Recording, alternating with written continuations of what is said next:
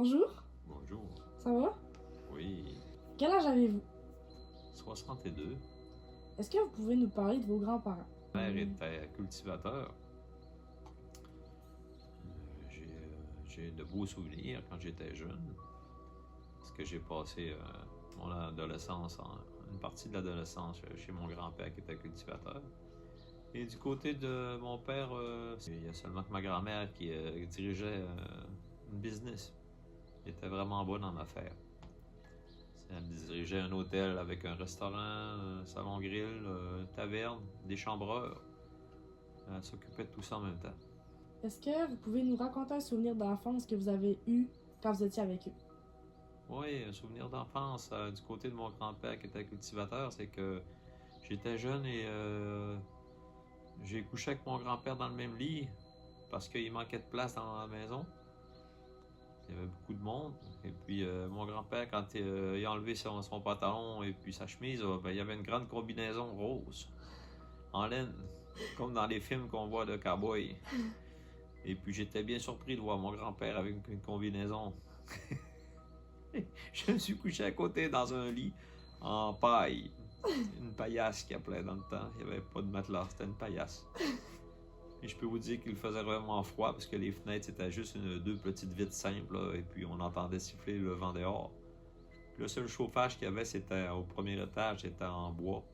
Puis nous on couchait au deuxième, ça fait qu'avant que la chaleur monte en haut, ça prenait beaucoup de couverture sur le lit. Ça c'était un beau souvenir que j'ai gardé.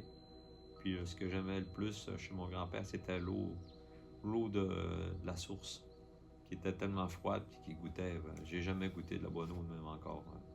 J'ai un souvenir impeccable. C'est un côté de ma grand-mère Lapierre, c'était les dépouillements d'arbres de Noël. C'était gastronomique un peu, parce que plusieurs avaient de bons salaires, puis c'était un peu plus élevé vous comprenez ce que je veux dire. C'est quoi qui t'a marqué le plus de cette époque? C'était l'entraide entre les familles. Il y avait beaucoup d'entraide. Il n'y avait pas grand-chose à faire, mais il y avait beaucoup de social. Ça jouait aux cartes, ça jouait à des jeux banals, mais le monde riait beaucoup pour des choses bien banales. C'est ça. C'est quoi la chose qui vous manque le plus de chez vos grands-parents? La chose qui me manque le plus, je dirais que c'est l'époque du temps qui me manque le plus. C'était le silence qu'il y avait sur les routes.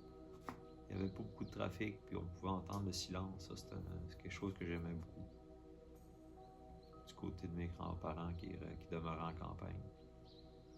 C'est ça qui me manque le plus. Puis pour la ville, du côté de ma grand-mère, qu'est-ce qui me manque le plus, je dirais? C'était le lac Saint-Jean, quand on allait à son chalet. Elle possédait un chalet sur le bord du lac Saint-Jean. Puis c'était toutes les fins de semaine, la famille se rassemblait là, les oncles, les tantes. On se baignait dans le lac Saint-Jean. Puis c'était pur, c'était propre. L'air était bon, c'était beau, c'était changeant. C'était pas comme aujourd'hui. Est-ce qu'il y a quelque chose qui vous fascinait chez vos grands-parents en campagne? Si oui, laquelle? À la campagne, c'est qu'ils avaient vécu l'époque où il y avait des chevaux, puis qu'il n'y avait pas d'électricité. Moi, quand je suis arrivé, j'avais 8 ans, j'ai connu un peu l'électricité qui était déjà arrivée, puis les premières automobiles. On regardait la télé avec un ou deux canals en noir et blanc. La plupart du temps, c'est un seulement, puisque le deuxième il y avait trop de neige. Puis l'éclairage, c'était vraiment des petits globes pas forts. Là. Puis il fallait les ménager pour pas qu'ils brûlent. Ça coûtait. C'était une vie modeste. Là. Puis l'argent coulait pas à flot. L'argent n'existait presque pas. L'argent, c'était très secondaire. Les gens se débrouillaient avec ce qu'il y avait, puis ils partageaient entre eux autres, puis ils réparaient tout ce qu'il y avait. Parce qu'il n'y avait pas le choix de. Ils ne pouvaient pas aller en ville à chaque jour, parce qu'ils étaient en cheval ou en auto. Puis, c'était une gâterie à aller en ville. Aller acheter on allait seulement qu'une fois par semaine. J'embarquais avec mes oncles, on allait chez Boudreau au Rondeau. C'était un marché général, ils vendaient des clous, ils vendaient des jeans, ils vendaient de la bouffe, ils vendaient de tout. C'était chez ça, c'était le fun. Est-ce que vous trouvez que les grands-parents d'aujourd'hui ont changé? Si oui, comment?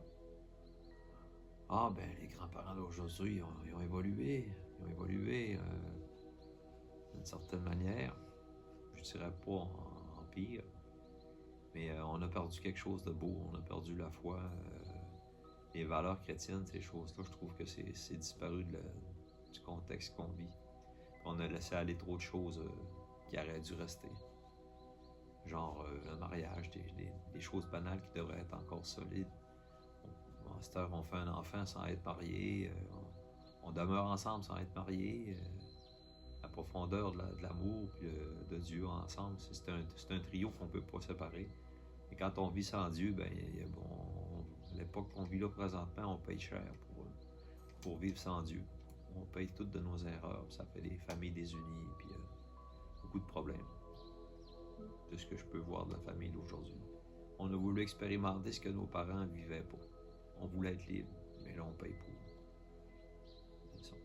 Finalement, est-ce qu'il y a une chose que vos grands-parents vous ont transmis et que vous aimeriez transmettre à votre tour à vos petits-enfants? Oui. Les Noëls, les gros soupers, l'amour qu'on fait les fins de semaine. Faut toujours se voir les enfants avec les parents. Ça, on peut entretenir ça. C'est important que le dimanche ou le samedi, qu'on fasse de quoi ensemble. Le plus possible, qu'on soit unis. Même si on demeure loin. Essayer de se voir le plus souvent. Ça, c'est ce que j'ai retenu de mes grands-parents.